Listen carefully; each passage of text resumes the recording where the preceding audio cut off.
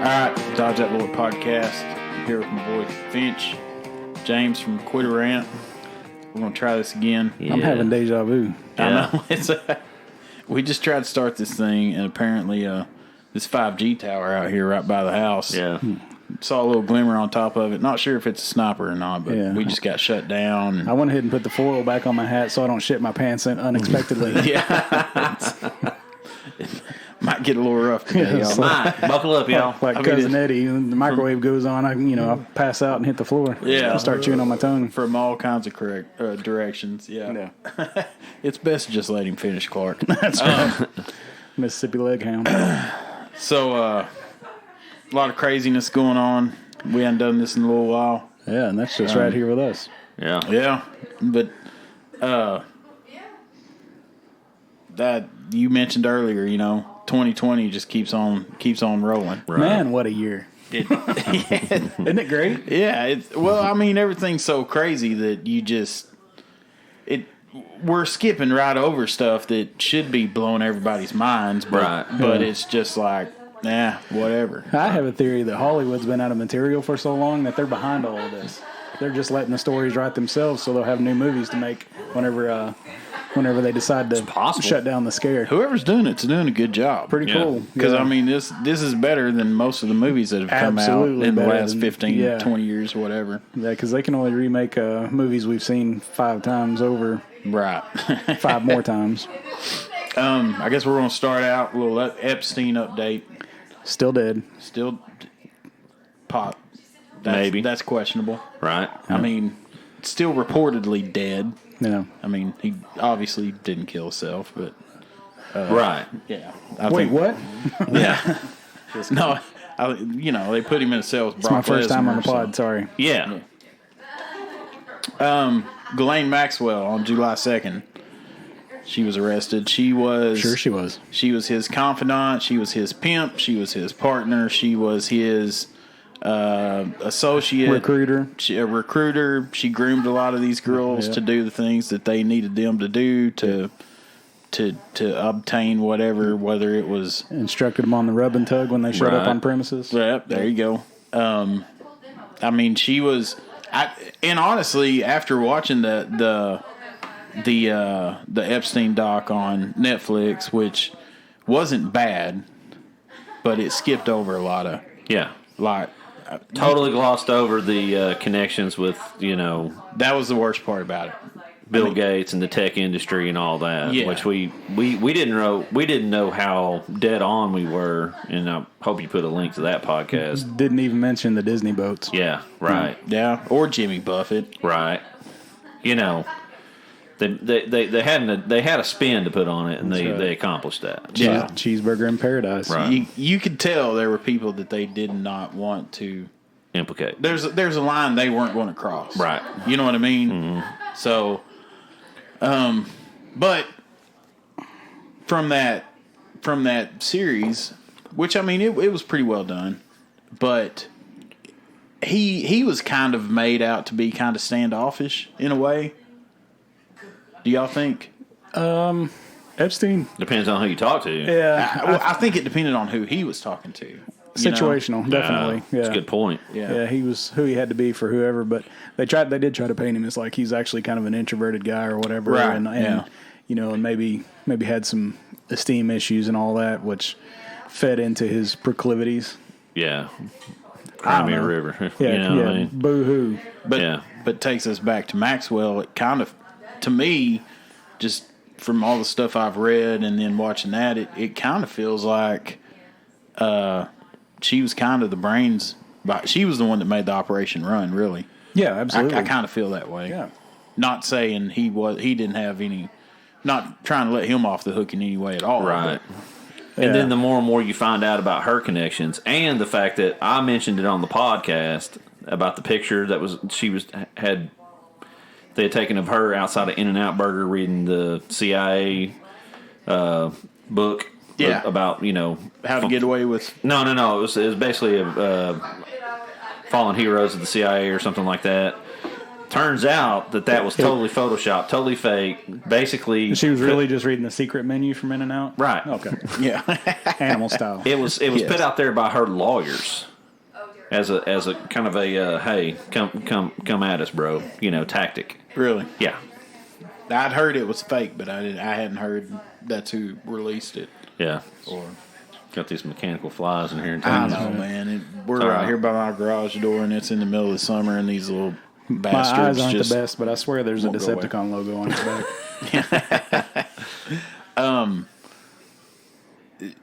She's connected. Like she's been absolutely. in the her father was Mossad. Her and her sisters invented and developed software that's been used by intelligence agencies all over the world, AKA Pornhub. Yeah. From the word go. Yeah. So if anybody's got information on everything, it's her. Yeah. Well, that's what we said she's got the kill switch. Yeah. Yes. And so she was arrested on July the 2nd. Allegedly. We haven't seen a mugshot. We haven't seen her in an arraignment. We haven't seen any of that. If any footage or anything exists from those houses, she has it somewhere. Yeah. And those houses were supposed to, I don't think we even talked about this. Maybe we did in the previous podcast, but the girls that talked about it, they said that, hey, that whole house is wired for surveillance. Right. Yes. Like every room besides Epstein's personal bedroom and his office was wired up with cameras and mics. Yep. And so, I mean, that's just... Well, they said the same thing about Lex Werner. All these elite types, they all operated like this. They didn't operate like the rest of the normal It's not population. a new thing. That goes all the way back to the doctor that was supposedly the Black Dahlia killer. Right. His houses were bugged like that, and that's how he had so much power. Even Bubba the Love Sponge, look what happened to Hulk Hogan. Right. Yeah. Yeah. Cobra. Yeah. Yeah. I mean... Information is power. Yeah. And you're talking about a family, the Maxwells, that have been plugged into the information business from its inception. When it went digital. When it went live, they've been there, and it's everywhere. It like their connections are here in Arkansas. When Stevens back in the day, Systematics before it was Alltel, provided information services. The Maxwell software's inside of that. So I mean, she's got information on everybody. Yeah. There was some thought she was hiding out in Israel because she has dual citizenship between the United States and Israel. And then she turned up in New Hampshire when they... I think Allegedly. Yeah, she had bought some high dollar estate in New But Hampshire. yeah, there's no mugshot. There's no public record. That Even you can, Epstein got a mugshot. That's Yeah, weird. because Y'all have said this. Yeah. That's something I haven't thought about. He legit got arrested. Yeah. This looks more like She's more- Epstein's first time around, like you mentioned. She's in the safe house somewhere. It's like they're playing Let's Make a Deal right now. She's like, okay, fine. You tell them whatever you want to tell them that I've been arrested. Right. They probably put an ankle bracelet on her, and she's still chilling wherever the hell she wants to chill. Right. Probably still in New Hampshire. Yeah. Or wherever. Because allegedly. what they're trying to pin her on, if you look at the indictment, is nothing. Yeah. It's nothing. It's the minimum, most... Basically trafficking people across state lines. Right. For the procurement of sex. So it says she has been formally charged with 6 counts, which range from transporting a minor for the purposes of criminal sexual activity to conspiring to entice minors to travel to engage in illegal sex acts to perjury related to statements she made before the United States District Court for the Southern District in New York in 2016. That's not even that's probably not even as much as what they got Epstein on Right. in 2008. Yeah. Yeah, in Florida. And what'd he get for that? Like 18 months Slap house, on the house arrest Yeah. that wasn't even enforced Yeah, it wasn't enforced. They followed him around, showing that he was out doing whatever. That's why when we did the Epstein podcast and you were saying, well, he had to stay here for X amount of hours at night. And I'm like, I'm not even sure if he did that. Right. You know what I mean? It was reported at times that he was on site, and then turns out is hiring private investigators to follow around all the cops and judges that were trying to pin him. You know, I mean, and in the business of what we're talking about, what they were charged with, again, she was the main operative in that. Right. She was doing all the arrangements. All he had to do was, hang back and partake. This says and get his buddies too. Yeah. This says the indictment reads in part from at least in or about 1994 up to and including at least in or about 1997. Maxwell assisted, facilitated, and contributed to Jeffrey Epstein's abuse of minor girls by, among other things, helping Epstein to recruit, groom, and ultimately abuse victims known to Maxwell and Epstein to be under the age of 18. Didn't a couple of them on the documentary say that she participated? Maybe? Yeah, Virginia Roberts. Yeah. She participated in the assault, the very first assault of her. She's like the main kind of whistleblower in this whole deal. I mean, she's holding the Trump card, so to speak. Yeah. I mean, there was a handful of. We'll get there. I wish her well. Yeah. No matter that's an odd. Let's tackle that real quick. Let's veer off. Yeah. When Trump said that, I wish her well. That was such a coded friggin' deal.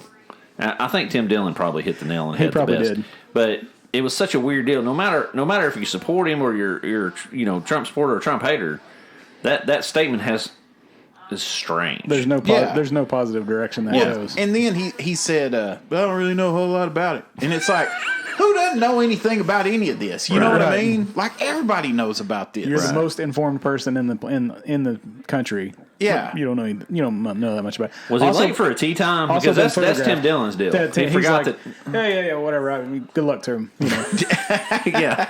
Like I don't know. I saw a lot of stuff online, especially on Twitter. The back and forth between the teams and the color. The mascots about. Wish her well means it either means you're bad or you for this reason or you're bad for this reason. This is essentially what I can't remember all the comparisons, but it's like either you're condoning a child molester or you're scared of what she might say or whatever. My take on it was that's him saying just she'll be dealt with soon enough. That's how I took it. That's how I read it. Well, I was just fixing to say, what if Hillary Clinton said, I wish her well? Well, in the WWE, when they let somebody go, they're like, best luck on future endeavors. I'm like, that's what that means. Yeah. You're done. So. Vince McMahon couldn't have said it better himself. Right, yeah. They're saying best luck on having any future endeavors. Yeah. Right. Yeah. Well, that's like the day she got arrested, I tweeted out, Ghislane Maxwell arrested. Oh, Ghislane Maxwell tests positive for COVID-19. Oh, she's dead, y'all. Yeah. Sorry, she's dead. That's what everybody expected. 3 days later, it's like, oh, Ghislane Maxwell has tested positive for COVID-19. I was like, just in case they needed an out. Yeah. Here we go, y'all. Apparently she's asymptomatic or it's going to lay dormant for a few weeks. Well, we covered that before on the COVID to get thing. I said that's a good way to get a pump in there to put her in a headlock like you did Epstein. Yeah. The COVID's a great way to make somebody disappear. Sure. Because don't you have to cremate the remains? Plausible deniability.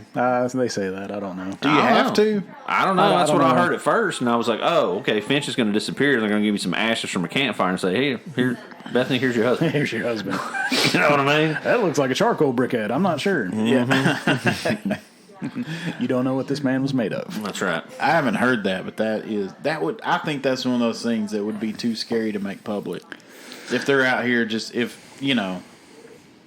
Still a good way to make somebody disappear. Oh, yeah. He's under quarantine. Oh, right. shoot. We don't know what happened. Yeah. Oh, crap. We burnt the remains. Crematoriums are running hot these days, boys. Mm-hmm. Yeah. Kind of like Ozark. Yeah. Well, that's probably where they got the Sons idea. of Anarchy. They had one that they ran hot all the time. Right. Get canceled if I talk about that show too much. Well, exactly. Sons of Anarchy? Yeah. I just rewatched it not too long ago. I'm honestly, I swear we were thinking about trying to find something to watch. I was like, I have not watched that in a while. Good music on the show. Oh, yeah. Absolutely. I tried watching the new one, Mayans, but I didn't like it. Really? Yeah. Anyway, off subject. Yeah. Going back to Maxwell though, and where she's at. My deal is this is like It is. It's the wrestling match. It's the big power struggle because she legit is connected enough with the information that I feel like she probably has. It makes her a legitimate contender. You know what I mean? That's why I never thought they'd get her. Yeah, because the people going after if they have her. See, that's the thing. We don't. That's not a bad. Yeah, that's a good point. I mean, it's plausible that they would bring her in and then just kind of. Well, you guys, I've worn you out with my big picture thing. These are all puzzle pieces. She's, it's all about timing. Just like the next segment where we talk about aliens. Yeah. It's all necessary. It's precisely timed distraction. We need to let loose a little bit of this because people are kind of catching on a little bit too much here. Yeah. So we'll give them. Everybody. They're kind of Epstein died down. Literally and figuratively, so let's bring in the the main op and get everybody excited about what might happen out of that. Yeah, they're playing the hits pretty much. They're like, well, and that'll keep keep the savages sated for a while, and we'll drop a little UFO, sprinkle that on top, icing on top of the cupcake, sprinkles on the cupcake. That's no different than what they did, when the protests were going crazy. And then you didn't hear a word about COVID. Right. And then mysteriously who would have thought that hundreds of thousands of people being together protesting, marching up and down, literally filling up the streets would cause an increase in positive tests. Right. Even though they told us that it wasn't because of that. Because, the virus knows your intentions. Yeah. But they jump all over the political rallies and they're like, "Oh, that's the reason why Tulsa's a hot spot now." Yeah, we can't even do them in other places. Yeah. You can't do them in other places because in Florida they had to cancel it or whatever. It's because nobody wears a mask in Florida. Yeah, right? yeah. Allegedly, I heard from a friend. We were down there last weekend, and we were down there in May. We're fixing to get contact traced. Yes. My name is Bill. Capital GATES. Bill contact tracing. Isn't that a violation of your freaking civil rights?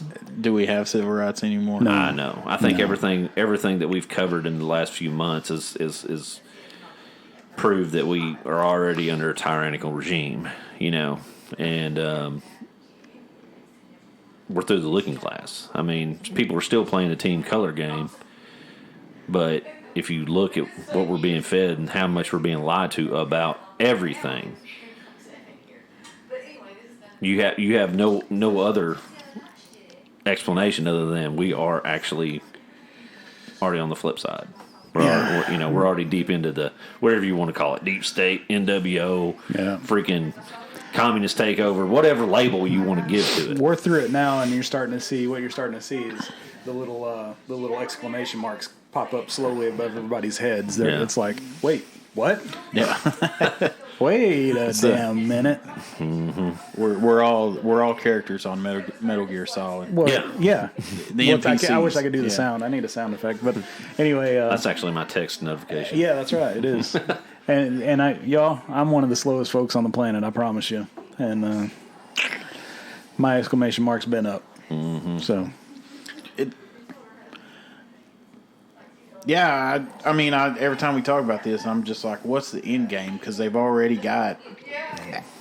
I mean, we're in the end game, but we don't know the outcome. You're right. Yeah, but they've already got.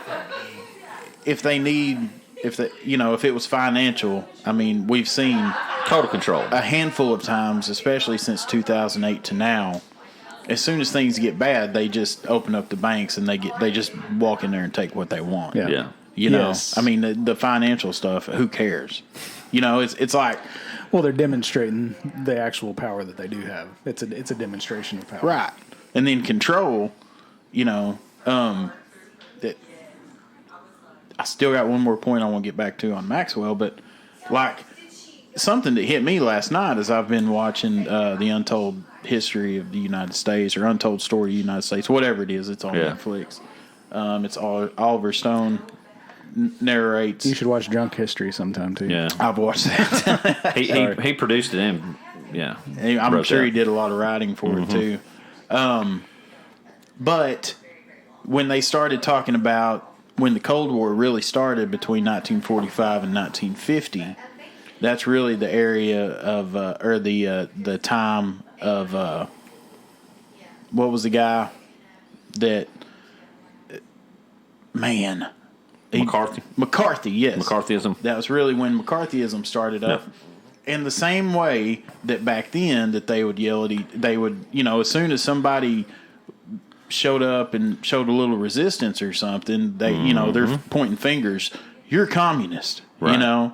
Same way today. As Same soon way, as it's the if hot word somebody for today. asks a question, it's kind of like, well, you're a racist or you're A communist. You're on one side, it's Yeah. you're alt right, and on the other side, it's well, you're a bunch of communists, Right. And it's just we're all shouting at each other the same way. Yes. We're just using different words. Yep. Yeah. It's the same behavior. We haven't evolved at all. I feel In like everybody's airing the same grievances. 70 We're years. just airing it at the wrong people. Yeah. Yeah. I mean, like you've said time and time again, well, it's all an op to keep us at each other's throats while they just play their game and do what they want. Right. Like I just said, it's been going on for 75 years. Before our lifetime, for Yeah. sure. So, I mean, that's something that I really noticed last night. Did you ever watch Deadwood? I think I've asked you that before. I've watched most of it. It's a good one. Yeah. It kind of deals with some of the governmental tyrannical stuff. I think I told you about it. Yeah.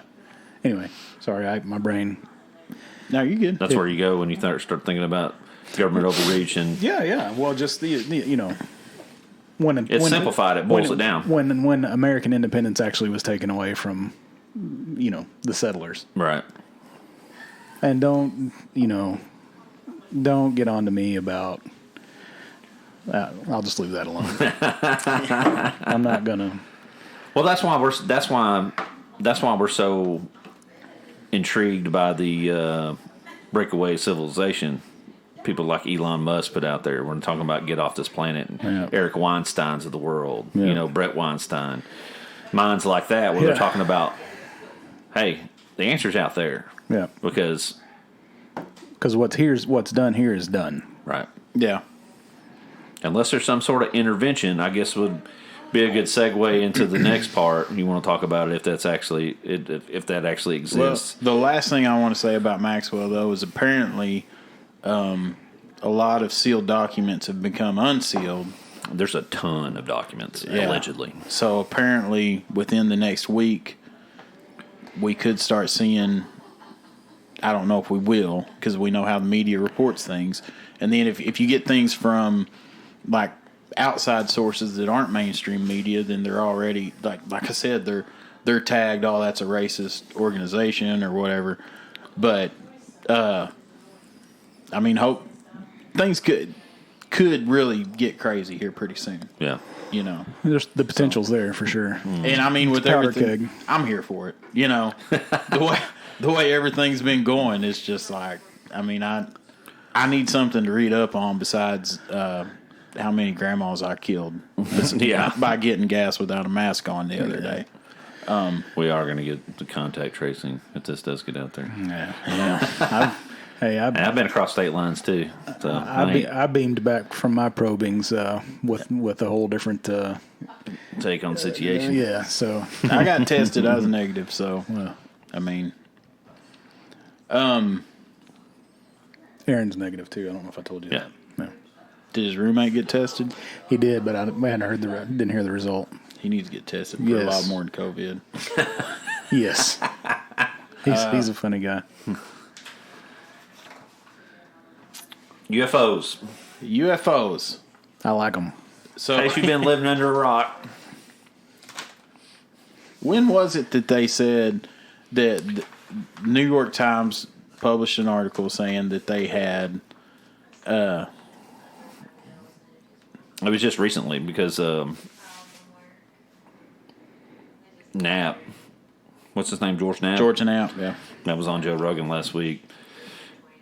He actually had the best information on the deal, but it was kind of like he kind of stepped to the side because, like he said, if he breaks that information, then he's just known as the UFO reporter. Yeah. And not as many people pay attention. If the New York Times runs the story, then it gives some sort of legitimacy to it. Didn't he also say that the New York Times had been saying for a while that they were sitting on some stuff? Yeah. And he was expecting them to release it, and then they never did. I don't know if what came out yesterday is what he was talking about. Well, to me, the New York Times is lots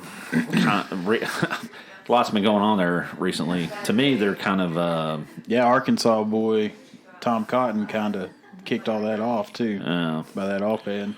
Yeah, but they've kind of been compromised but every news organization has at this point. You know what I mean? Absolutely. Whether they be quote unquote legitimate or illegitimate, you know what I mean? Yeah. Everybody's going to put their spin. Everything's an op-ed now. We've introduced bias into every piece of information. Mm-hmm. And what's lacking in the general public is the ability to filter out the bias, right, and seek out fact. Well, it's because information and time are the only real true commodities that.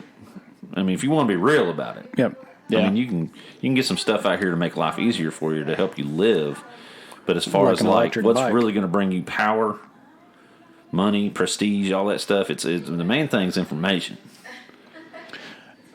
Yeah, and how much information are we feeding them right now, and then they're just tracking our behaviors.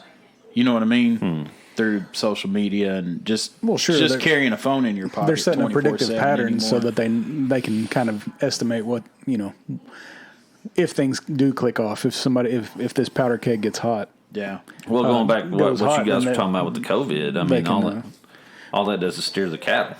Yeah.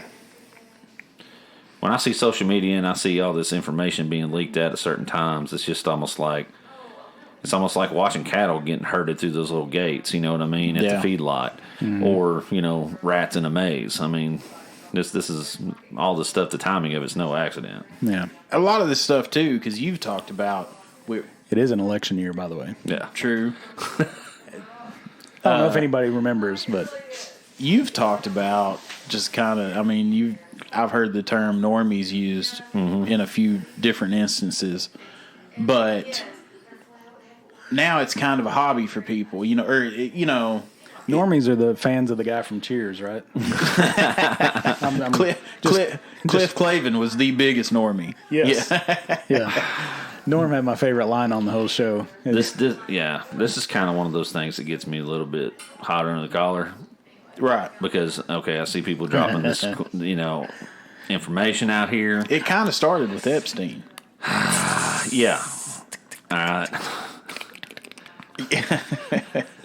Now you're engaging in people dropping disinformation out there. Right. Okay. Yeah. I realize that a lot of this has blown a lot of people's minds out there. Okay. But there's some of us that have been looking into this stuff for a long time, and we've waded through the 99% bullshit that exists out there. Yep. Okay. So for me to see, normies all of a sudden popping off and posting said, disinformation, conspiracy theories, and it's a weird place for me to be, because now I find myself being tempted to engage in conversations online with people in my life that have now all of a sudden become #woke on some of these trying real hard not to go DMs. off. Yeah, I've had a lot of direct messages. What do you think about this? What do you think about that? It's like, look, figure it out for yourself, Because that's what I've been doing. Read up on it. It's not like it's hard to find. Yeah. Yeah, but... Because, how many times have we said they're hiding right out in plain sight? Yes. Yeah. And in some instances, like the financial stuff, they're not even hiding anymore. Right. Like the guy in that tree trunk right there. Yeah. He thinks I don't know he's there. Like the sniper on that cell tower. That's right. Across the way. Right. We're on to you guys. Yeah, we see y'all. But... That's just, to me, a lot of that stuff, mainstreaming this stuff, is just another diversion tactic. Yes. You know what I mean? Yeah. Mm-hmm.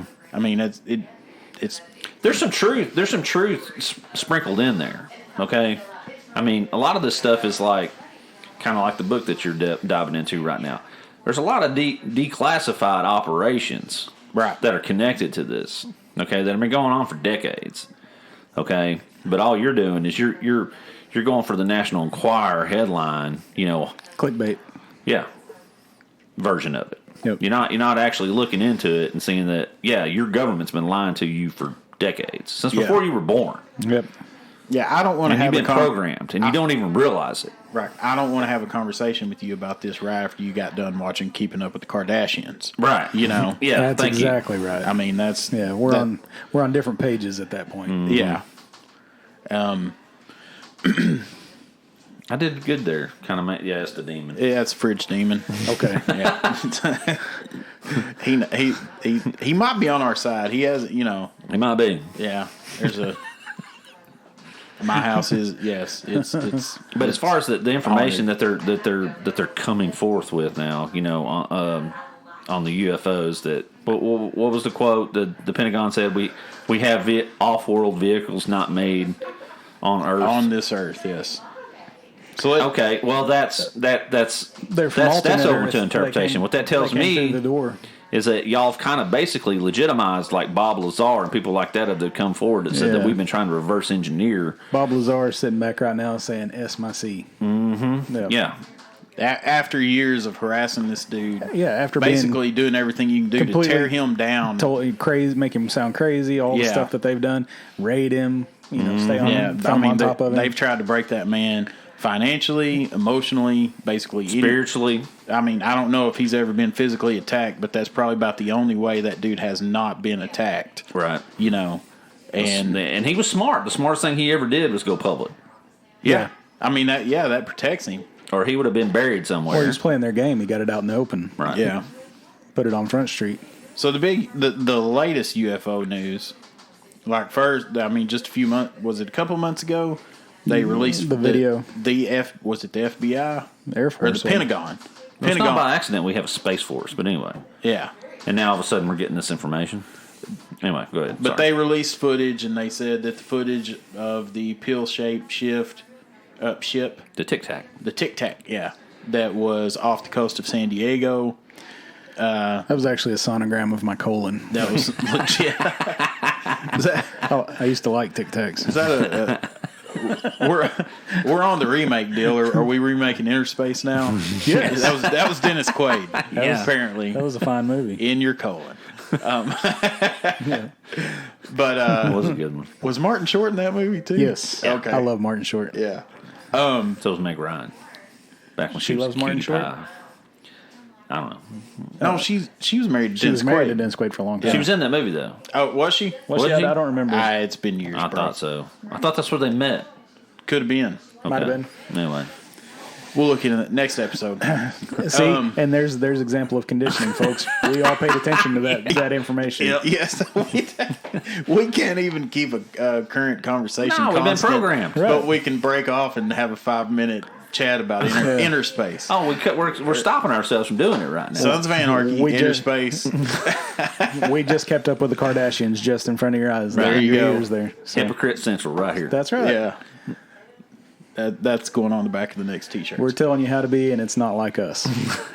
So, a long-hidden UFO investigative unit within the Pentagon will make some of its findings public, according to the New York Times. The unit, which is now part of the official naval intelligence, has spent over a decade discussing mysterious events in classified briefings, according to a news outlet. A government contractor told the Times that he gave a classified briefing to the department. That's it. Perfect word. Department of Defense in March, describing retrievals from off-world vehicles not made on this Earth. That's the episode title. Department of Disinformation. That's the episode title. What do you make of that? The Unidentified Aerial Phenomenon Task Force at the Office of Naval Intelligence. Good Lord, that's a mouthful. Man. Somebody's going to come up with an acronym on that. Department. Yeah. My naval is not that intelligent. It's just kind of got some lint in it. So this task force was is deep, though.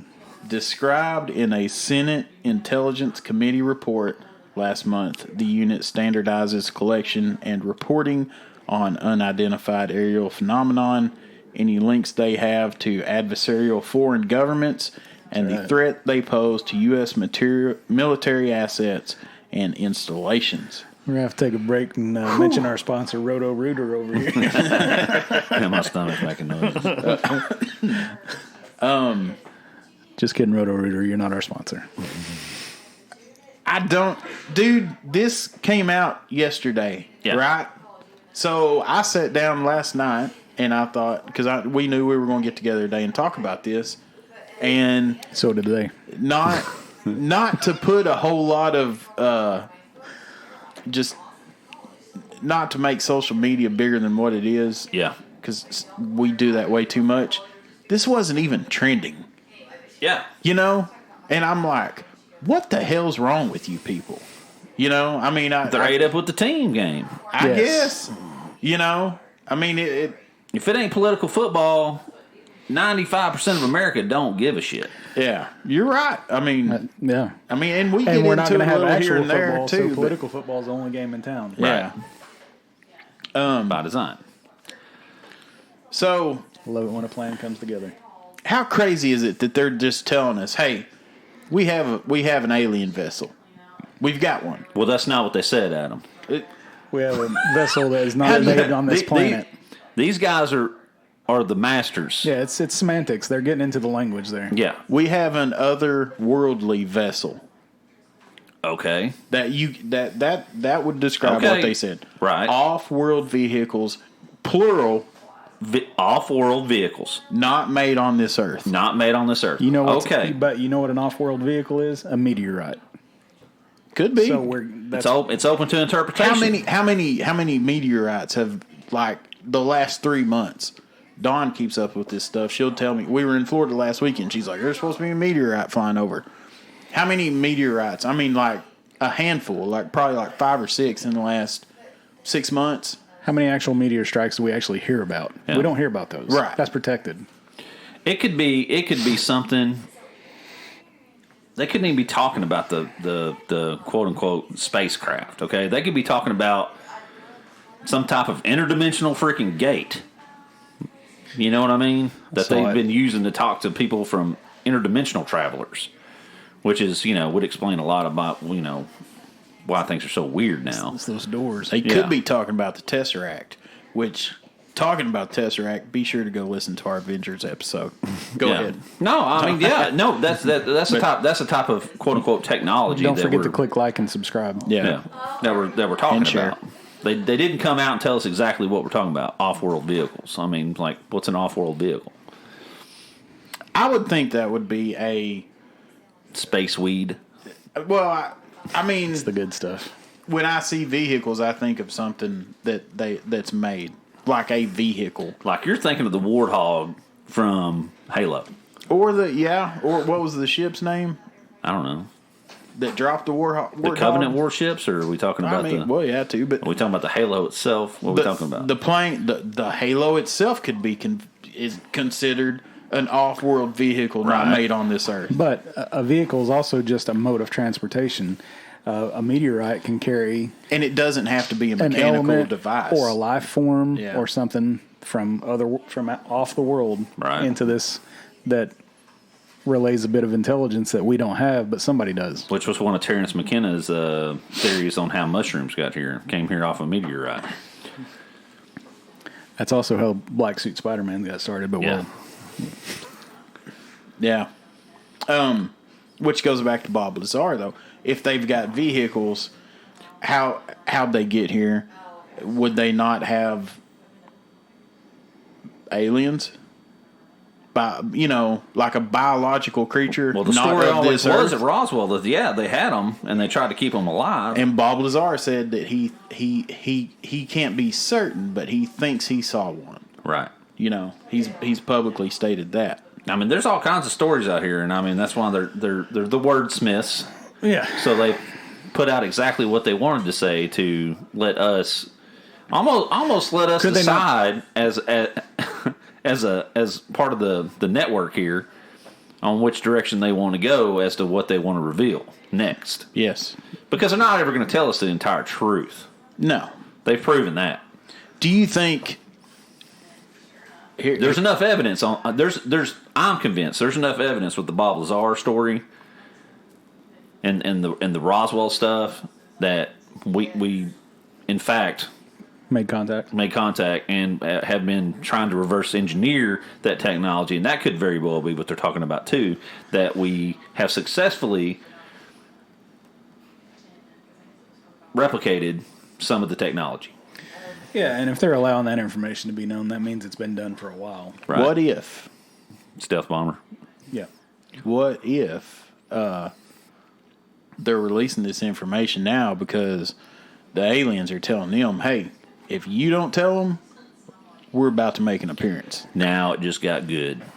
Yeah. I mean, Who's really in control? Because I'm just sitting here, I'm thinking, I'm sitting here thinking, why would they be telling us this? You know what I mean? But then it's like, even if they didn't want to, they might still have to. That goes back into what we've touched on in other podcasts, that these guys allegedly have been jacking in and talking to these interdimensional travelers to get ideas for technology anyways. Yeah. And that there are, in fact, different factions of said interdimensional travelers. The ones that crashed in Roswell would be, and I don't subscribe to this theory, I'm just entertaining it at the moment, that the Greys, that they're like a neutral party in all this. They're observers. They haven't committed to either side. Who's the other side? Well, that goes back to... Is that the lizard people? Yeah. Yes. Fist pump. Yes. Allegedly. There's about 3 different species that are these reptilian-type creatures. And Ghislane Maxwell's the leader. Yes. From the TV show. Yeah. She's like that chick on V. Yep. Exactly like James said. Yep. Somebody's about to birth a lizard baby. Yep. So that's what we're dealing with. Possibly. Allegedly. Well, what about if I'm not here tomorrow? If this is an intelligent civilization or whatever that has that high of a level of technology that we can't even comprehend it, but we've been made privy to it at some point well in the past. I can't even get my Bluetooth to work half the time. Who's to say that they couldn't? They haven't been here all along, and they have created the necessary beings to further their new civilization here. We're talking about invading Mars, but they've already been here. Not necessarily Martians, but you would think otherworldly craft and beings. This is the best theory in my mind, that they've already been here. We're not. Rogan and Nap talked about this, and who's the other guy? I watched this documentary too. I can't think of his name. Anyway, yeah, he's the one that made the Bob Lazar documentary. But anyway, we aren't like anything else on this planet.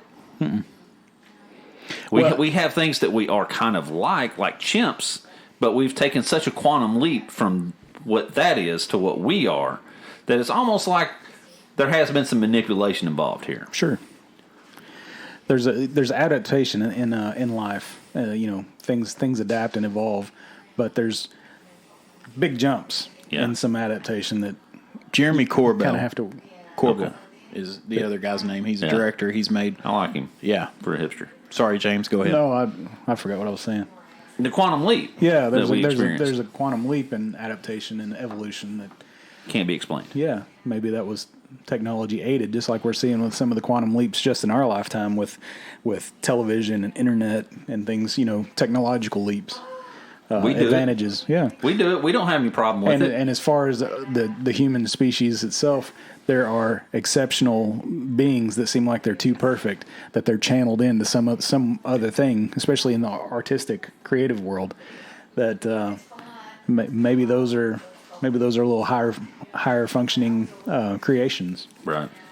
And the zone. Maybe the three of us are, the shallow side of the petri dish, right?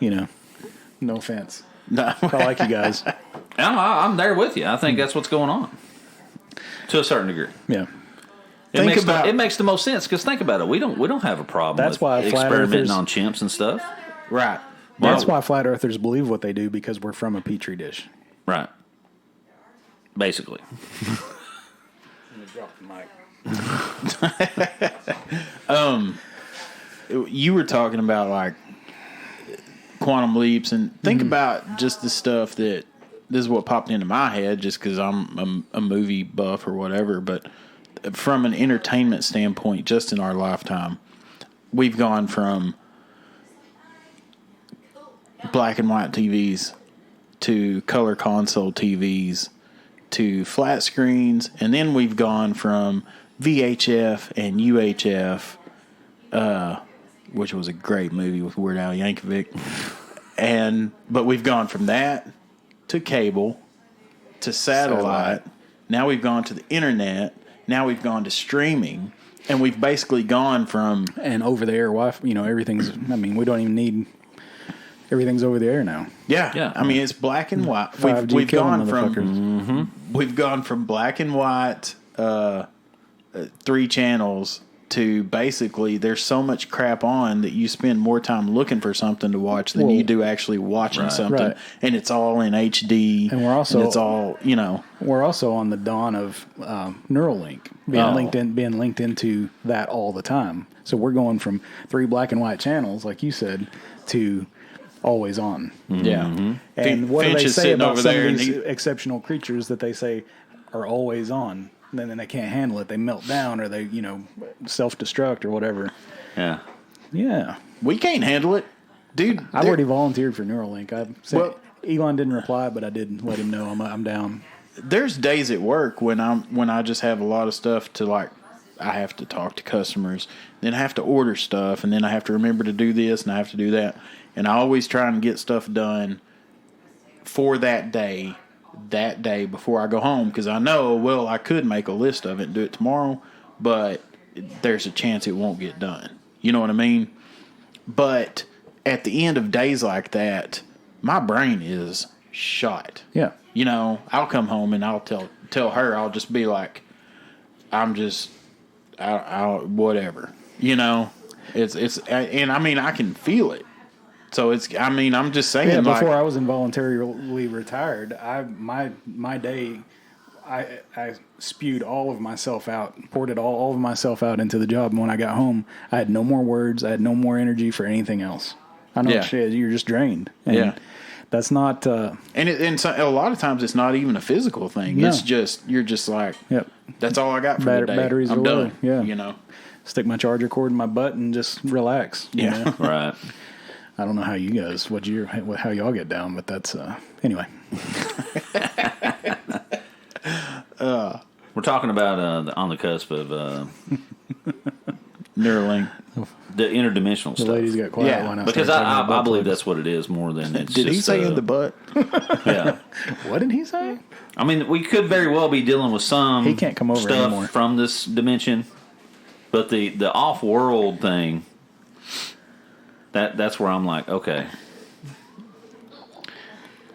Right, and a lot of people, when they're thinking of aliens and stuff, they're thinking of Martians or moon men, The Greys, or whatever. The reptilians. I watched that. The High Republic. I shared a video with y'all the other day. Sorry, a trigger warning. Yeah, just about. He's going to set you off by the end of this. But just about different planes of existence and of consciousness. That could be what we're dealing with, instead of just, what our normal idea of extraterrestrials might be. Well, that's something him and I talk about all the time. Is we're talking about referencing interpretations of these things, the multiverse, so to speak. There's alternate realities, parallels. And maybe those are the otherworldly beings. It's all out in the open. They look and act just like us. They're just not from here. Yeah. They've come through the doors. Now, to get back to the entertainment part of things. I've seen Monsters, Inc. I know how this works. That's right. I'm sitting here thinking, because I'm a big Marvel fan, and me and Kirk and Isaac have been going through the Marvel movies and stuff. That's like the next big step is like the multiverse. Mm. Yeah. So are they like conditioning us to believe in that stuff before they... You know what I mean? Well, that's Alex Jones and Elon Musk both went on Joe a few years back and alluded to that. Yeah. Is that, everything on this world is not what it seems. It's all conditioning. Yeah. I mean, there's been clues in all kinds of ancient civilizations too, And very little information is offhand. It's not accidental. We hear things that we're supposed to hear. Yeah. Yeah. And they're just waiting for, bandwidth and processors to catch up in each of us. Like I said, that going back to the exclamation mark. Yeah, well, that goes back to what we're talking about. That's when we're online. Yeah. And, They're probably looking to see what kind of feedback they get off of this too, this information, and what exactly our interpretation of what they put out there is. Our main without showing or telling us anything. Our main ideas for this podcast, and it's apparently nothing. That's what pisses me off. Yeah, you know what I mean. It's not even trending. Yeah, Yeah.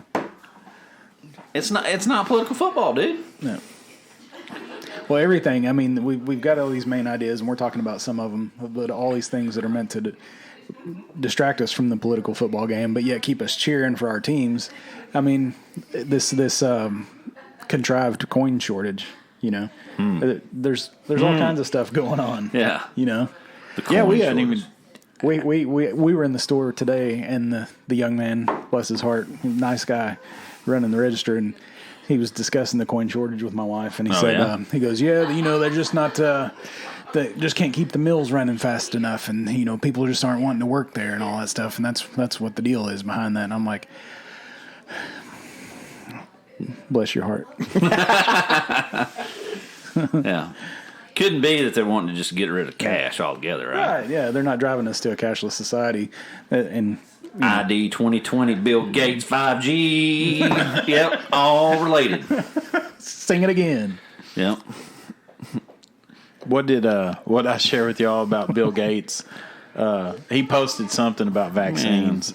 Let me tell you. I thought it was funny because because oddly shaped penis. Wait, that's Epstein again. Sorry. Yeah, that's Epstein. I thought it was funny because he had the comments turned off. Because I was like, I'm jumping right into these comments. Yeah. Just because it would just be about 5G and vaccines and you're trying to kill us all. And I mean, I was there for it, but they've already got. We're just going to give you his information. You can't respond or reply. That's kind of how all information is given to us anymore. Really. Yeah, my biggest tip off for the Bill thing is like this dude has a shit-eating grin on his face every time he talks about this stuff. You know what I mean? He looks like the cat that ate the canary. Well, remember it's like you cannot be telegraphing to John Finch any more what your intention is with this deal. Yeah, winks and nods. Complete control is what you want. Remember a handful of years ago when they talked about they're going to give all their wealth to charity? And then he resigned from Microsoft, and they started their own charitable organization. Like, right. Funny how that works. Yeah. You know? Which then his science advisor ended up being Epstein's power of attorney after Epstein was murdered in prison, but I doubt that one's got anything to do with the other. Not related. So, so you mentioned earlier this book I kind of dove into this week, which is, it's called Chaos. The author that's a good segue. Yeah, because we're in a period of chaos. Chaos theory. The author, his name is Tom O'Neill, I believe. He was on Joe Rogan. That's an amazing story too. Back in April, which honestly, I'm just going to plug it's Joe Rogan episode 1459 with Tom O'Neill, and that's if you want to get deep into just like we've talked about, like operations and just things not being what they're made out to be. Man, that it's a really good listen. It's really entertaining. So I started his audiobook this week, and what's the book title again? Chaos. Oh, really? I thought it was. What's the subtitle? It's basically something about the. Well, I got I got to go through all the Washington foreskins photos that we've shared with each other to get to the screenshot I sent y'all the other day. Washington football team. Washington football team. That's Dan right. Schneider, boy, he just won't let. He will not relent. That's right. It's called. Like, who even cares after the Redskins, James? Do you care? No. I always thought it was a stupid freaking mascot in the first place Yeah. for a team in Washington, D.C. Yeah. Is it like a power play? We took your gun. I mean, what? It's the old Saban thing. Drop the cookie and pick it up and eat it, and dare you to say anything about it. Like something. They could go with like a whole different mascot and Washington pestilence. yeah. Men in Black. Anyway, go ahead. All right. So this book is called Chaos, Charles Manson, the CIA, and the Secret History of the 60s. It is by Tom O'Neill. And basically, from the point that I've got to in it, is short story so far is the DA that got the Manson family the death penalty influenced evidence and covered some of that stuff up to keep one of the producers of the Beach Boys from tarnishing his image, basically. Mm-hmm. And they sensationalized the helter-skelter theory so he could write a book about it, which became one of the best-selling true crime books of all time.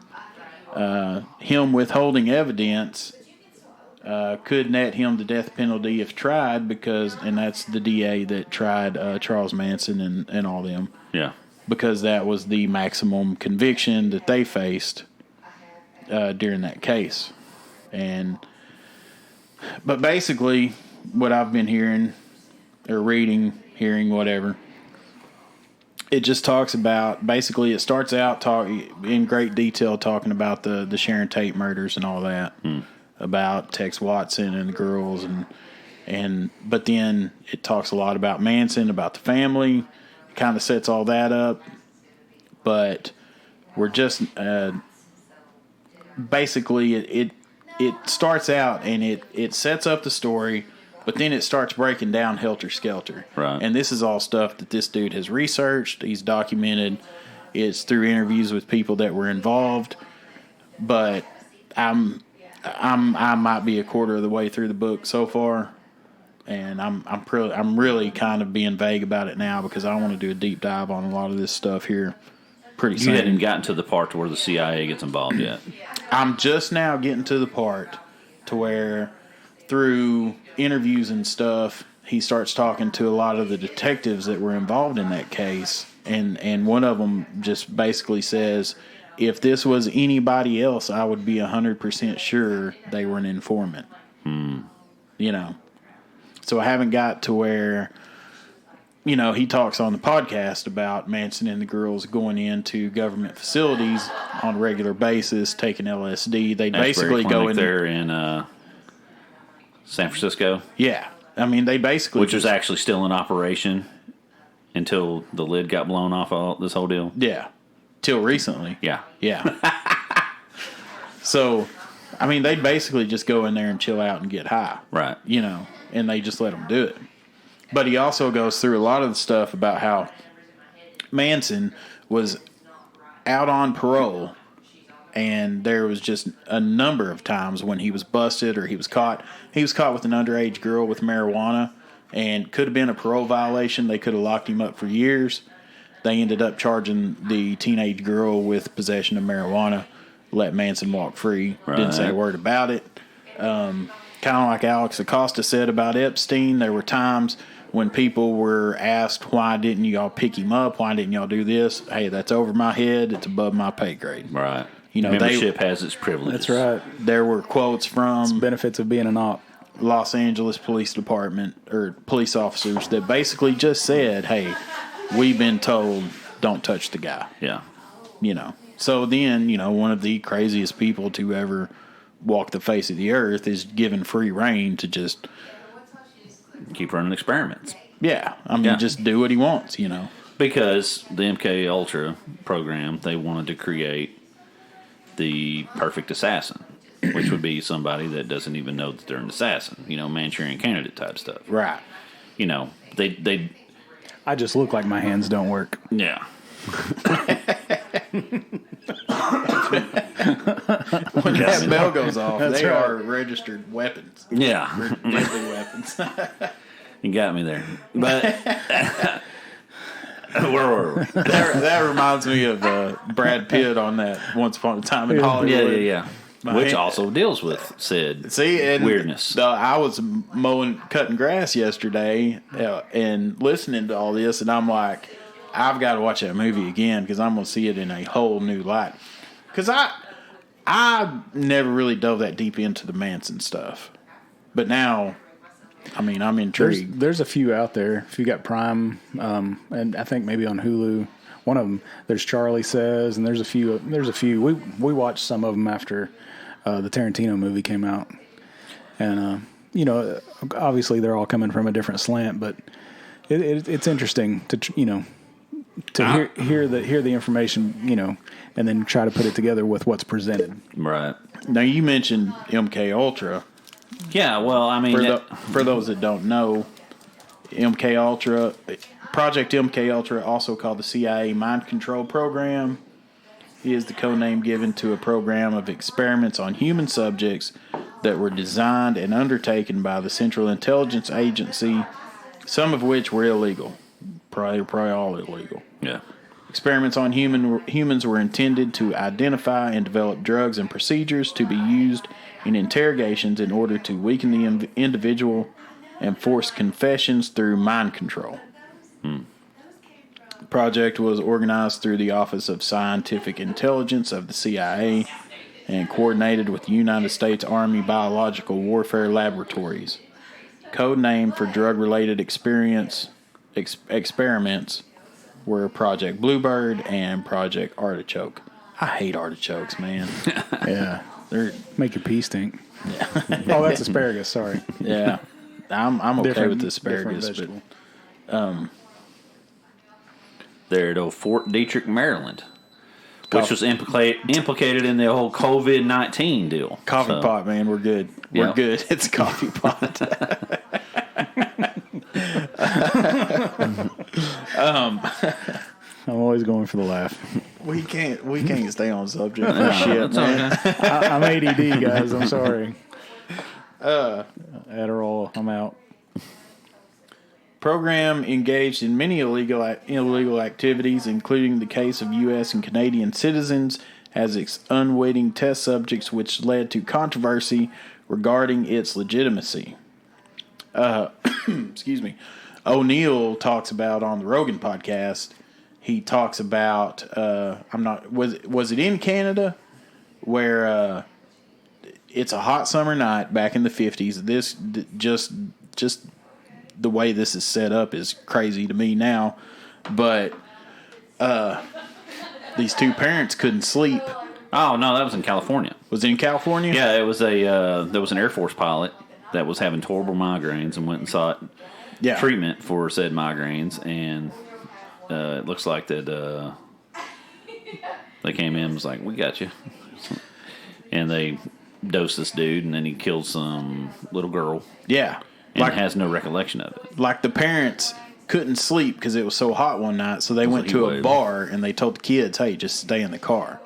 And then they were playing in the parking lot. Yeah. And one of the kids ends up missing, and they find her body just ravaged and murdered out in the woods. Somebody good old Gen X. This dude's all covered in blood and staggers out of the woods and has no recollection of what he just did. Right. It was probably... Got into it. It probably went into... Yeah. It probably went into the successful, bracket. I mean, the whole Manson murder cult... they probably have to consider that a success, And the reason I think that's kind of relevant today was because they kind of figured out that they didn't actually even have to have the LSD involved in the mind control thing. Now they've just crossed over and they're doing it purely with the disinformation that's out there, and seeing what appeals to certain groups to create this sort of cult following. The range of people that like Manson had his hooks on or Ian was just because I mean it was a lot of it was runaways, a lot of it was underage girls, but then like Tex Watson, that dude was like, you know, captain of the football team in high school. Yeah. You know, there was another guy that was like a former evangelist. Yeah. You know, that was part of the cult. I cannot remember the dude's name. Bulger, maybe. I don't know. Terry. Whitey Bulger? No. Yeah. The producer, the guy that was a producer for the Beach Boys, his mom was Doris Day. But, and he, you know, they talk about he was on LSD and on his knees begging Manson for forgiveness. It was his house that Sharon Tate and them lived in. So they think a lot of the motive for the reason that happened is because Manson told Watson and the girls to go kill whoever was in that house to send a message to that guy because he was pissed off because he wouldn't give Manson a record contract. Okay. So that's why they think that happened there. Gotcha.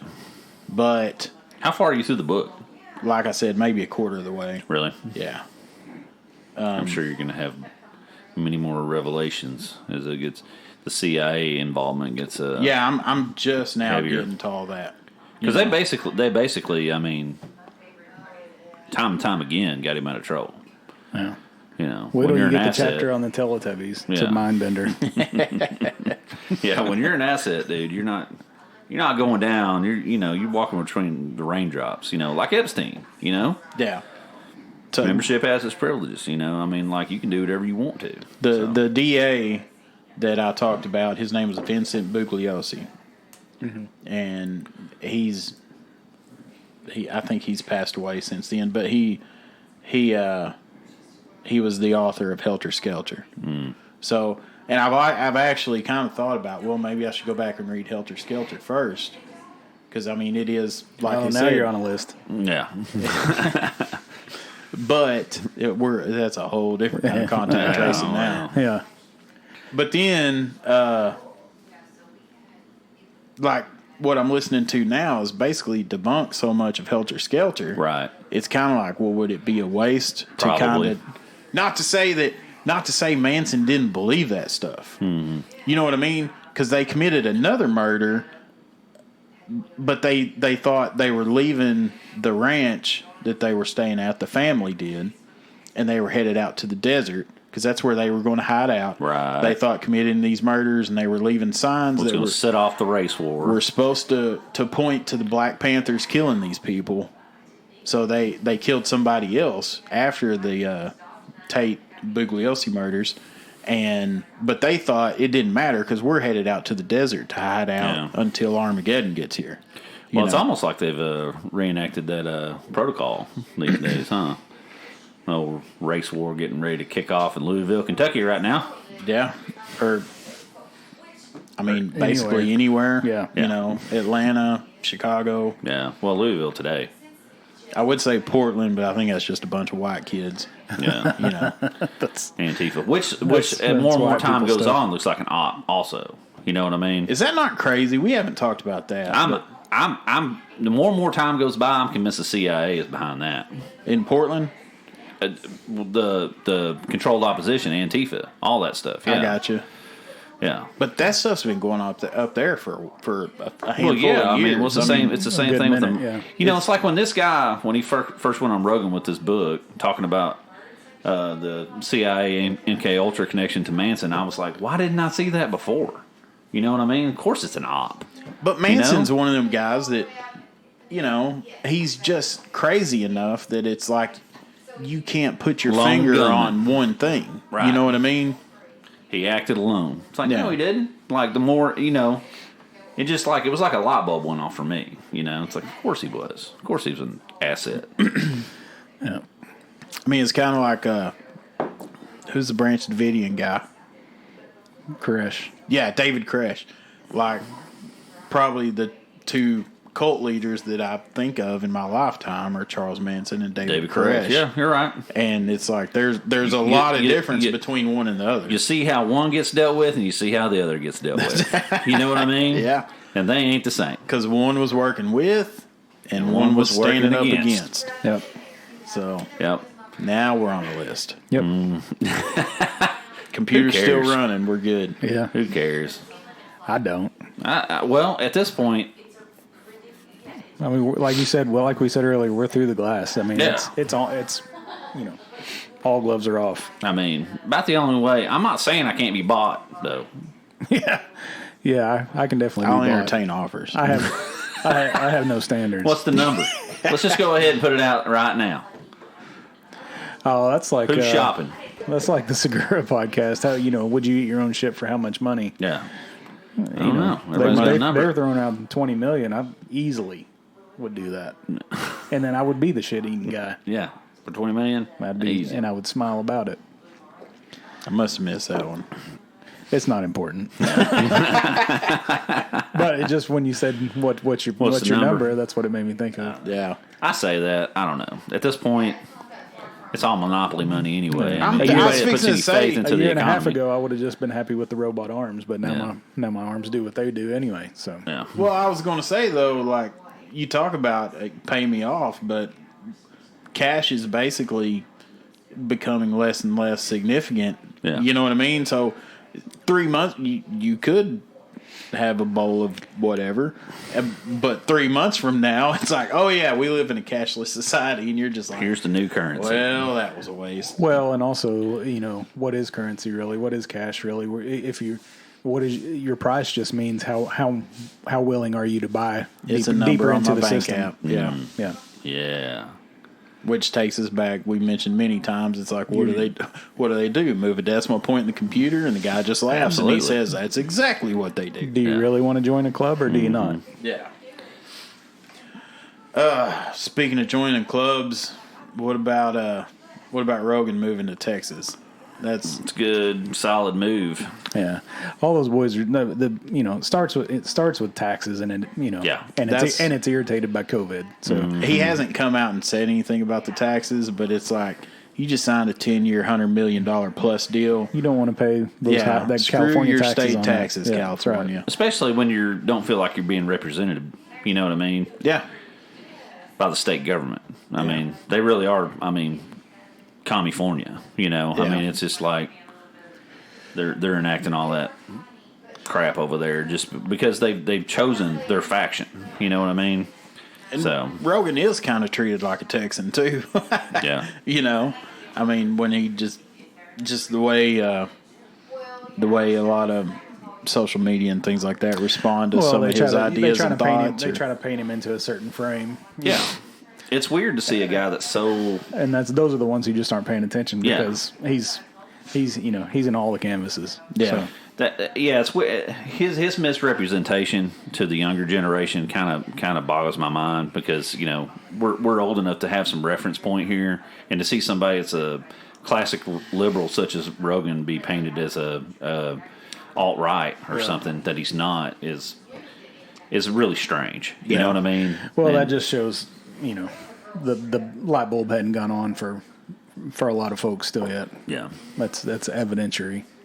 I think a lot of the stuff he takes the most heat for is, well, you shouldn't give a platform to somebody but it's basically, well, they don't think like I do, and those ideas shouldn't be broadcast on such a broad platform. Well, how are you going to find any common ground if you don't talk Who's to somebody? interested in finding common ground Exactly. right now? That's the message. Because if you sit down and talk to anybody, you're at least going to find 2 or 3 things that you can agree on.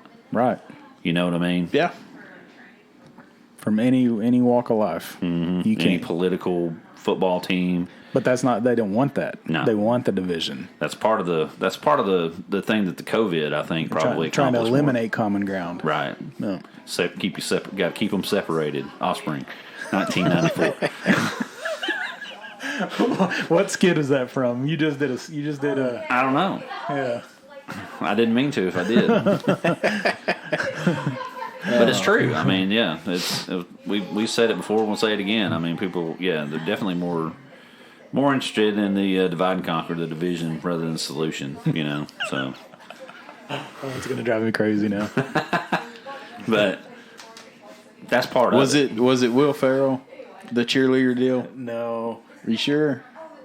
No. Okay. Not. I don't know. I wasn't trying to. I was just I was just showing more of my programming. You know what I mean?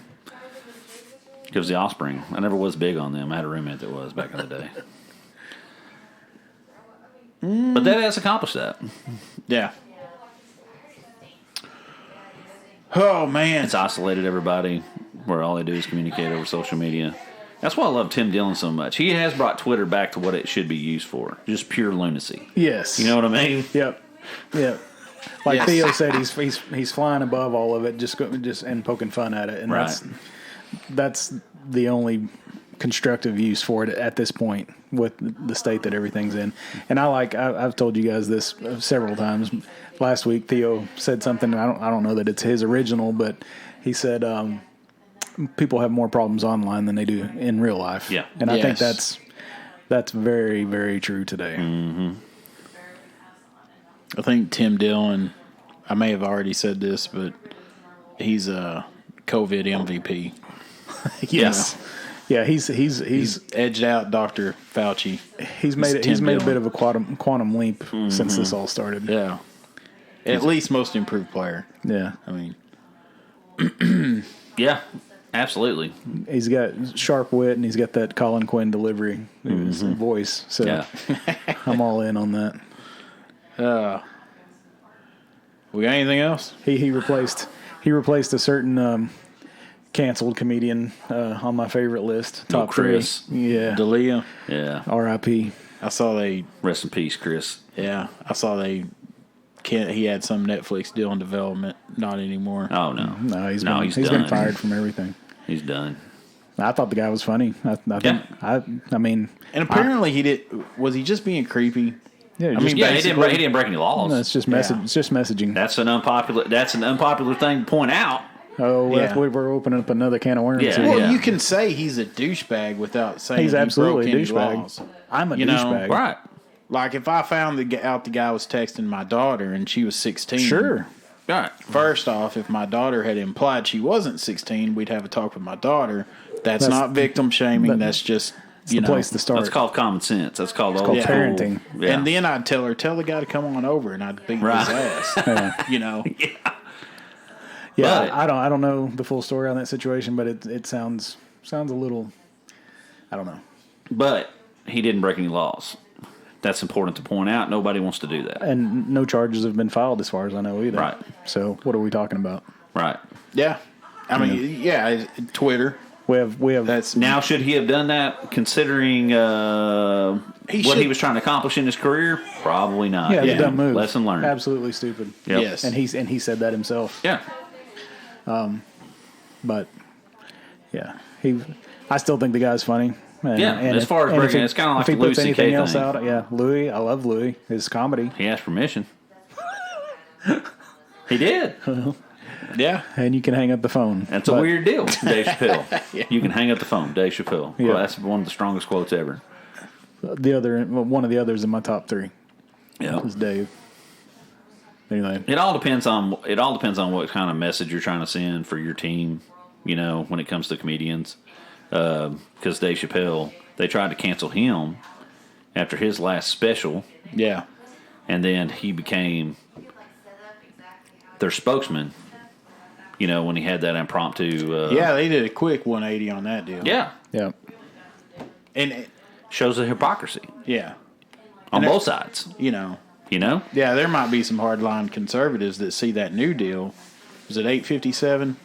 Is that? I can't remember. I'm so 846 socially illiterate. It's the amount of minutes the knee was on the neck. Right. Yeah. You should know that. I'm sorry, I don't. Right. I just don't. But that was just him telling stories. Yeah. Both know what sides I mean? did a 180 on Dave Chappelle after that deal. Yeah. Which was interesting. What if they would have let him get canceled before that? Right. What if Chappelle would have let himself get canceled? Because, like, what if he was one of these guys that as soon as somebody says something you don't like or whatever, he has to jump on there and say, I'm sorry, I didn't mean to hurt anybody's feelings. That's how you get canceled. Exactly. I'm going to donate to a charity of your choosing. Yes. Yeah, send me that alphabet soup, and that's who I'll send the check to. Right. But that's like people like, how many times have they tried to cancel Joe Rogan or Barstool Sports or... They don't even address it. Right. Rule number 1. Their platform... Don't feed the trolls. Yes. Or you just laugh it off and just move on. Right. You know? Their platform is bigger than social media. Social media has helped their platform, I'm sure. Right. But, you know, how many times do you see... Fridge Demon. How many times do you seek out a tweet or an Instagram post from some of these people? When's the last time you saw Dave Chappelle tweet? Have you ever? He didn't have a social media. Yeah, he did. Dave didn't have a social media president. He's not interested. He's too smart for it. Yeah. You know? He is.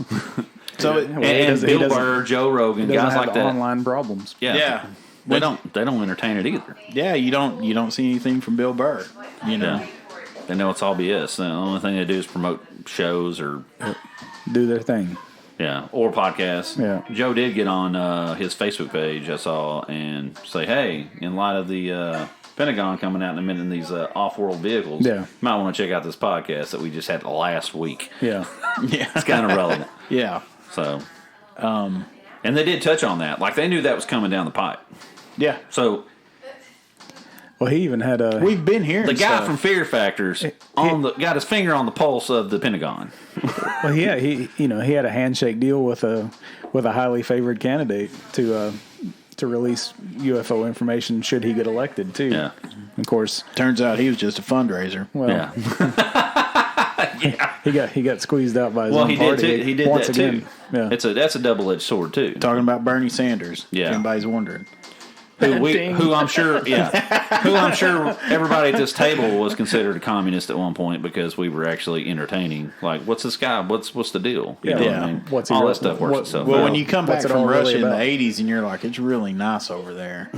We should do more of that. It's like, nope, you're a communist. You sit down. Yeah, you're not allowed to talk anymore. No. Still right now, even though we're only a couple months away, the only real candidate got eliminated before it even got started. We still all three are wondering why Tulsi Gabbard's not in the conversation, but whatever. She's too sensical. She doesn't support the war machine. Sensical a word? Yeah, yeah, because nonsensical is a word, so sensical is a word. Yeah. Funny how I just figured that out on my own. Or sensible. Yeah, well, yeah. She makes too much sense. God dang sense. Yeah. Well, I think if she still ran I think if right now she said she wouldn't. I don't know why she did. I don't know why she won't either. But I think right now, if she came out and said that she was running as an independent, I still think that she could pull 6-7% of the vote. I really do. I honestly believe that, and I might be. I don't way know. off. I don't know how strong she was doing. While she was in the ring. We can't believe any of the numbers. Well, no. Well, but can we? Does that mean we can rely on the voting numbers? I mean, that's a good point. Big argument right now too. That's probably going to be the big. No matter who wins, the other side right now is going to say they didn't really win. Yeah. I mean, that's what's going to happen. Well, I'm the guy right now. I don't have to leave. Is what's going to happen. Yeah. If Biden loses, though, he'll just be like, "Nah, I'm just going to go take a nap." Yeah. If Trump loses, he's going to be like, "I didn't want the job anyway." Yeah. He might resign right before. That'd be awesome. What if he resigned like halfway through voting day? Himself, you're fired. Yeah. He's like, oh, what's the numbers look like? You know what? I quit. Yeah. How about that? I don't think it matters. I think before November we're going to have the aliens come out and be like, ta-da! Yeah. And Tulsi be like, that's why I'm pulled up. Yeah. John, Adam, James, that's why. Yeah. No, thanks for your support. That's why I'm not running. Right. She was just way too bipartisan and sensible. Seeking real solutions. Yes. That's the main problem. But you can't. And social media shut her down because they stayed on that one deal. Well, Google shut her down. She met with Assad You know? Yeah. So a lot of the Bernie bros basically shut her down, you know, because if you had ever stepped off in a comment thread after one of her posts, it was, and if you ever, you know, after hearing her speak in long form on a couple different occasions. Because she's actually been over there. She actually knows the culture and everything that's going on over there. Well, not only that, she said, you know what, if you want it to solve issues with world leaders, you actually have to meet with world leaders. That's a crazy You know concept. what I mean? It's kind of like... Holy... You know, if your wife's Shnikes. pissed off, you actually have to talk to your wife to straighten things out. Yeah. You know, I'm the unmarried guy, so I can say that. But Predictions. on the election, Since I kind of... Well, no. oh, Bulls in 4. aliens. Yeah. What? I went back to the 90s, sorry. My prediction is, y'all been watching Last Dance. Yeah, I haven't just you? finished it, yeah. Oh, man. Awesome. Great. I mean, that's... We thought the 90s were rough, man. We didn't realize how good we had it. Oh, dude. I know, that's what you... And you said something about that the other day, and I was Yeah. like, yeah, and all these grunge guys are, like, so depressed and stuff. And I'm just like, that was the height of our lifetime, you know? Yeah. That was I mean- the last real counterculture happening, Yeah. I think. Yeah. I think Champagne Supernova came out too early. Yeah. I think that's one of the reasons Cobain got so depressed is because he actually became what he was railing against. Yeah. You know? Yeah, he was very... That's why you don't like the normies getting in your business. Right. It's true. Right. Yeah. All I'm saying is, all right, is don't start posting things that you absolutely have no business even talking about. I mean, you haven't done any research. All you did was retweet or repost something that you saw and was like, Yeah, there's no thought in it. You're just forwarding emails. yeah. Yeah. That's all you're doing. Yeah. You're just parakeeting some information, and you haven't done any sort of research to see what's real and what isn't. Just Okay, like what's been declassified, and what's been declassified. That's just the information that they got busted on, and they decided to just go ahead and put it out there as damage control. You know what I mean? The truth is such a strange thing. Copy and paste this to your status and share it Truth with is your out friends. there. Scolder. Mulder. Scully. Whatever. Boulder, Colorado. That whole show was a freaking sob. It looks like. I kind of want to start watching that again. Yeah. I never did actually watch that. Dude, it was... Yeah, I need to. It's on my list somewhere. The thing about the X-Files is they would feed you a little bit, and then it was like 6 episodes before they fed you a little bit more on like the main story. Yeah. So... Well, that's back when they used to make 100 episodes a season of a show. Yeah. So. If you binge it now, it'd probably be a lot better. Yeah. Tim Dillon, going back to him, is actually if you actually want to know some surface level information on some of the stuff that's been going on, Tim Dillon's a real good guy to start following and listening to with some of his guests on this podcast because at Tim J. Dillon. Yeah, he cuts through all the BS, all the team stuff, and gets to the heart of the matter. Well, and he points out the BS and makes fun of it. Right. If you can't pick up on sarcasm, though, you're in a lot of trouble. Right, yeah. If you take everything seriously, maybe don't. Maybe go back to the Kardashians. I know you couldn't stand Whitney Webb, that reporter that he had on, but man, she really you need to check out that podcast. Adam. I've not listened to a single episode of his podcast. She's written a book. I can't think of the title of it, but she's done research on Maxwell, and once you hear the information that she puts out there about this, you'll be convinced, like I am, that there's no way in hell that they're going to nail her down for anything. No, that's not going to happen. I said that to you guys in the text that day. I was like, it's happening in every administration. There's been some major no-no in every administration, and not shit ever happens from it. What about all the Obamagate stuff? Because that's real. Yeah, Well, that goes back to it doesn't serve. It's not a big enough story. Doesn't have enough meat on it. Right. To be a real a real successful play in the political football game that we got going on. It doesn't advance anything. Right. But when you spend, and I'm not a Trumper, but when you spend a handful of years doing everything you can to tie Trump to Putin and Russia, and then all this stuff comes out, and it's just plain as day. This is even more intrusive than what was going on with Trump. Because they were playing a game of gotcha and they couldn't get him. And then somebody got them. But nobody's paying attention. Yeah. The truth is, though, is that he has been talking to those people. He did create back channels. He did do all these things. They just couldn't nail him because he was good enough. They couldn't believe that an outsider was already good enough at the game because he employed some people that had been in the system long enough. He wasn't Roger good at the game. Stone. His people are good at the game. Yes. He was good enough at hiring people. Yep. Who knew the game. That knew the game, that kind of threw them off. You know, that was a big hit for them. That's why that was a big PR hit. That's why you don't just pardon that guy. You commute him. Yeah. I mean, Paul Manafort, Roger Stone, and the likes. They're the guys that actually started the lobbying process in Washington D.C. Did you ever watch the Bring Me Roger Stone thing on Netflix? Yeah. I hadn't seen it. That's part of the reason I kind of got disillusioned with Alex back in the day because him and Roger were so tight. Yeah, you know what I mean. I was like, oh, okay. So, and that's when Alex started selling out to the Trump administration hardcore, and he kind of lost me. I miss the old AJ, the one that was actually seeking the truth. And I feel like Tim Dillon, not only as a comedian but as a truth seeker and as somebody that's trying to get to the nitty gritty, has taken. I mean. There's no talent. If he decides to, Tim Dillon could make this he could make a network. Yeah, he could run with this. Yeah, I suggest he call it. I don't think that's that's not what he really wants to do. No. I think he wants to make jokes. He just wants to make people laugh. Yeah, but he definitely has that. Yeah. That's an itch that he has to scratch. He tried to bring Joe back in. Like when he went on his podcast, he's like, "I got to get you back, man." You know? Joe's kind of lightened up on that. Yeah. I think Joe's tired.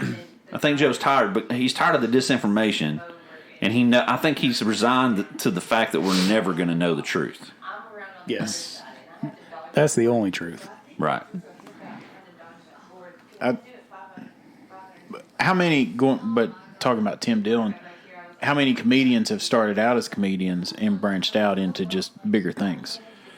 You know what I mean? That's if he decides to do it. Yeah. If he decides to do it, if he wants it. It's there. But it's almost like just that being a stand-up comedian is just, you can go so many different directions from there. Yeah. Here's the deal about stand-up comedians, though, is they're mostly, first and foremost, extremely broken people. And when you put that level of responsibility on them, they're going to crack That's a good point. It's Humpty Dumpty all over again. Yeah, so, Theo Vaughn kind of experienced a little of that the past couple of years. And Tim said that basically on his episode with him the other day. He's like, you're talking to a broken suicidal man on most minutes of the day, Yeah. So, and I totally get that. Mm-hmm. So yeah, it's whether he wants to do it or not. And Smart Money says he just wants to make people laugh. Right. So he wants to stay in his lane. He'll probably keep it about where it is now, Same thing with Joe. Joe did it for a while and then he backed off of it. So, yeah. And he's probably not as broken as most comedians. He's way more stable than the rest of the. Pretty solid. But those are the guys that are telling the truth right now. Yeah. They're just talking to people. Mm-hmm. Just having conversations. Yeah. And nobody wants to do that. When you put two together and it makes 4, right? Not 17 like they're trying to do now. Or chicken. Yeah. 2 plus 2 that was a good quote that Eric Weinstein had on his rant about the scientific community and how that they are absolutely catering to the far left right now. And Tim Dillon, he nailed that down better than anybody here a few weeks back when he said the far left and the far right, they're just like, it's like dealing with infants, Yeah. And they can't get their way on a certain thing, and they're just going to ball up and throw a fit. That's exactly what it is. Yeah. You got to say the words. You got to say the word. And that's why comedians are so important in the time of chaos, because they own chaos. It's an infantile, seeking validation and attention, like look at me, I'm right, tell me I'm right, give me my way, and my way is the only way. Yeah. No, mature. How about you Yeah. come a little bit in, mature a little bit, and learn how to have a conversation. Yeah. Yeah. And entertain opposing ideas. I have a point to make, so I'm going to stand in the road to make it. But if somebody drives by too fast on a car, or I get run over for being in the middle of the road, it's not my fault. Right. Yeah. I don't know how we got there, but well, I mean, no. I'm talking about how we got there. That's even a thing. Oh yeah. You know what I mean? Conditioning. Like, yeah. Conditioning into a consumerist society. Isn't it weird that like consumerism got us where we're at, but now it's the most evil thing in the world? You know? It's because we've had to make capitalism. We've had to make communism actual capitalism. If we had true capitalism, we wouldn't be bailing out the freaking 1%. That's right. Yeah. So when you say capitalism is evil, it's like we're not talking about capitalism. Yeah. Y'all missed the point. Yeah. But when the capitalism doesn't do that, it lets it burn and say bye bye. Time for my time. Yeah. When the 1% they've already got all the control, and they can keep leeching off people like us and leeching off our tax dollars and our buying habits and our data and all that.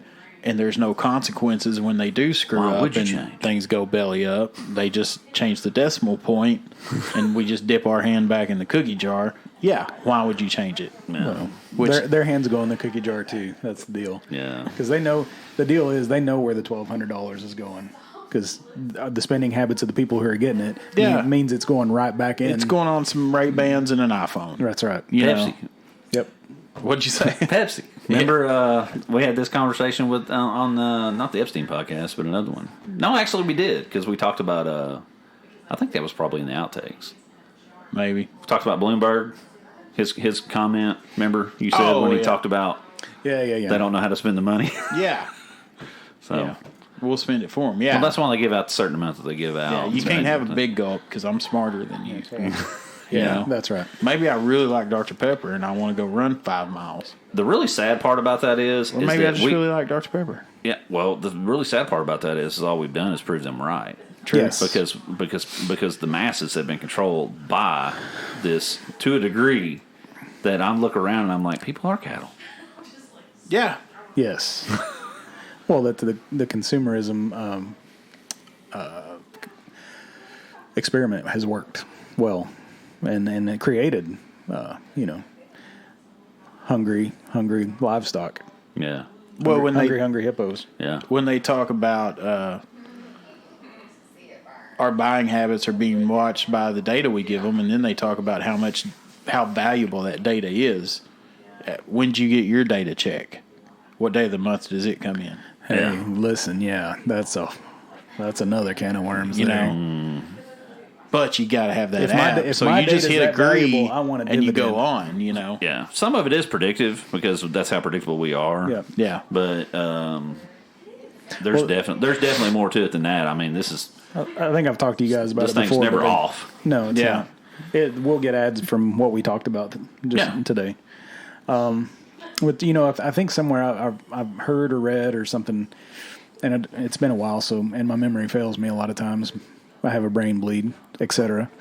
But I think, and I've mentioned to you two guys, but basically I think there's like 5, 6, 7 basic types of people with, as far as the predictive patterns and things.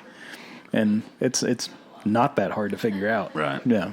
So when you're in the upper crust, behind the curtain or whatever you want to call it, you're just working those patterns. Yeah. Yeah. And cashing those checks. That's by design. That's what they did when they altered the genetic code to get us where we are right now. It's That's like right. I am a specimen. Yeah, we're not from the reptilians. No, I'm not. I've tried to peel my skin off, and after a short stay in the nervous hospital, I figured out that wasn't me. We got anything else?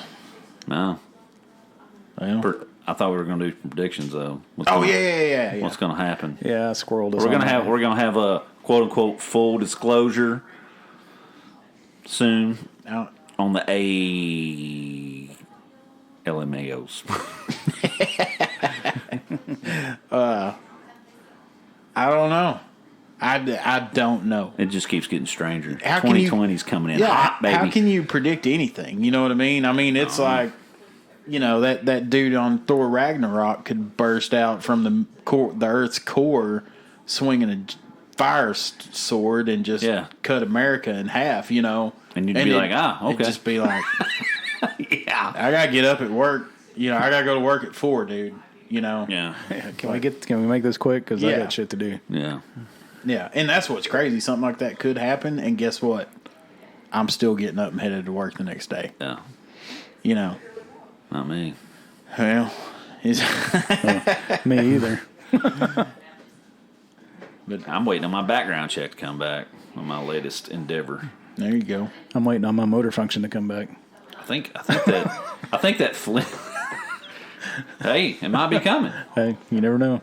That might be one of the things. Be like, hey. If he'll ever answer my tweet, I'll find out if there's Elon. Yeah, come on, Elon. For real, dude. Homeboy.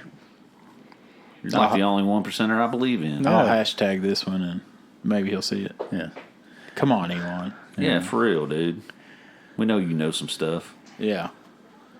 He's one of them. Yeah. He's a lizard person. I think he's from the good guys. He's one of the people off V. He might be. He might be one of the good lizards because they were on there. True. Yeah. What was that guy named? John? Wasn't John a good guy? I don't know, man. It's been 30 years since I've watched that. I think so. What was the chick's name, James? What's that now? The chick on V. Oh man, it's on the tip of my tongue. I'm fixing IMDb. The actress name or the Victoria, Rachel. What's an evil name? Amanda.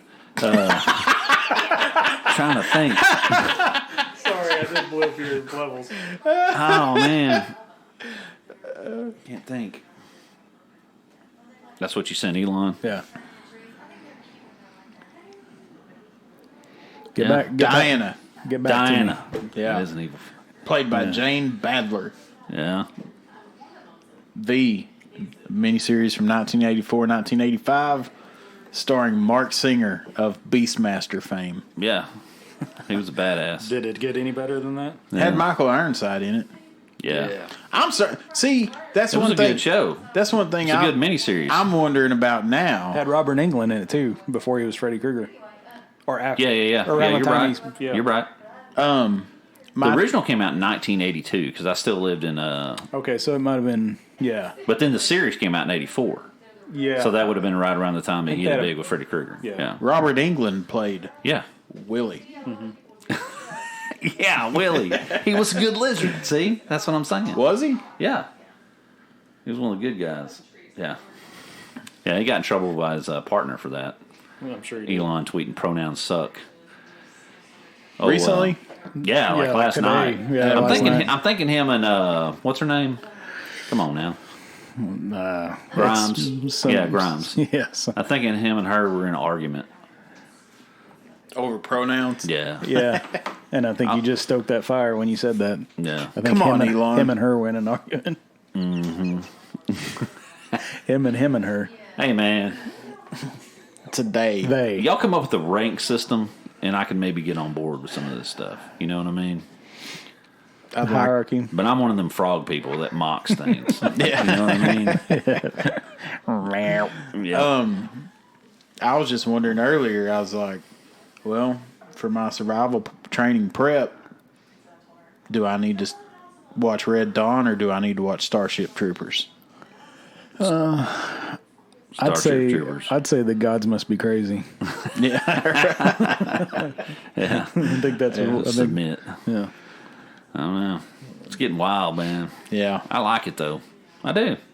I mean, it's not boring, but it pisses me off, like I said, that you got to dig for the good. You still got to dig for the good stuff.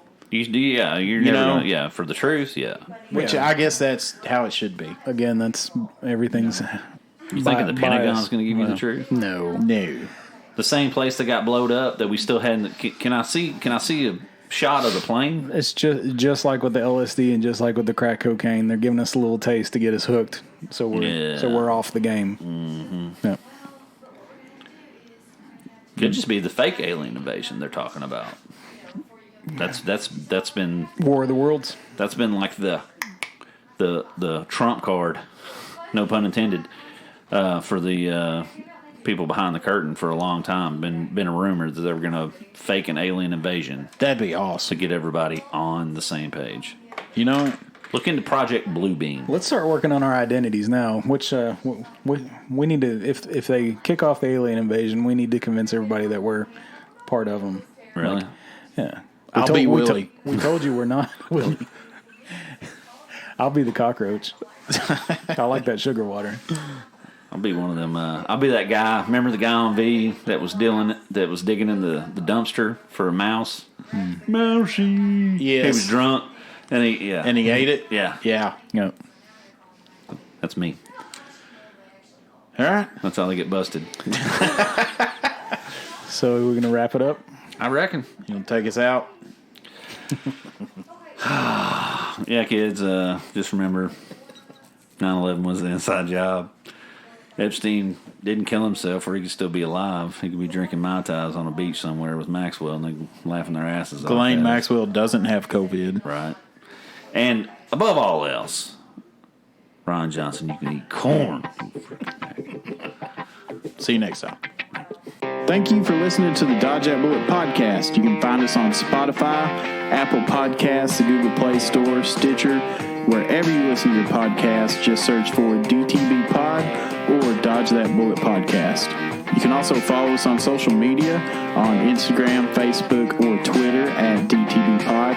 We also have a new YouTube channel up. Just search for dtbpod or Dodge That Bullet podcast. And finally, if you want to check out our website, it is dtbpod@podbean.com. And if you want to send us an email for any reason, it is dtbpod@gmail.com. Once again, thank y'all so much for listening, and we'll see you next time. All right, hey. All right, good job, guys. Let's just not come in tomorrow. Let's just take a day. Bye. Love you.